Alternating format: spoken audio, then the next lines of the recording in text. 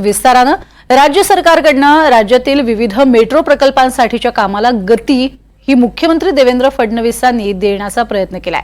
तर विशेष प्रयत्न होतानाही पाहायला मिळतात। मुंबई, ठाणे आणि मुंबई महानगरातील मेट्रोसह पुण्यातील मेट्रो प्रकल्पांसाठी MMRDAला भरघोस निधी देण्यात आल्याची माहिती पुढे आली आहे। एशियन डेव्हलपमेंट बँकेकडनं कर्ज स्वरूपात सरकारला रक्कम मिळाली आहे। मुख्यमंत्री देवेंद्र फडणवीस यांनी नागपूर अधिवेशनात या बँकेसोबत बैठक घेतली होती।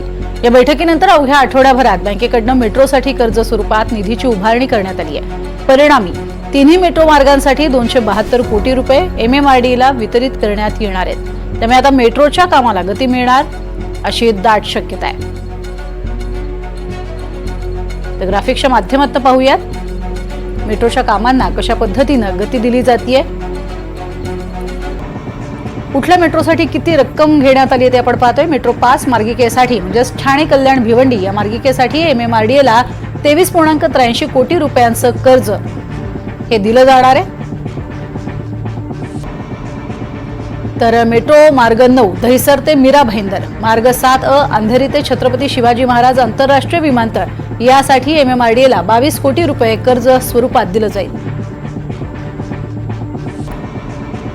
तर मुंबई मेट्रो 7 अंधेरी पूर्व ते दहिसर पूर्व MMRDAला 27 कोटी 50 लाख रुपये कर्ज दिलं जाईल।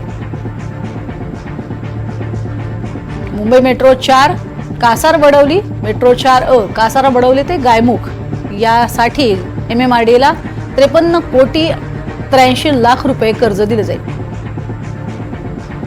तर मुंबई मेट्रो 2B DN नगर ते मंडाळे या मार्गिकेसाठी 53 कोटी 90 लाख रुपये MMRDAला दिले जातील।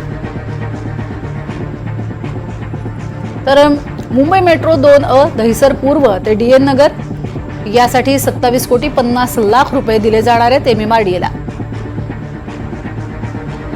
मेट्रो लाईन 6 स्वामी समर्थ नगर ते विक्रोळी या मार्गिकेसाठी 36 कोटी 67 लाख रुपये वितरित केले जातील।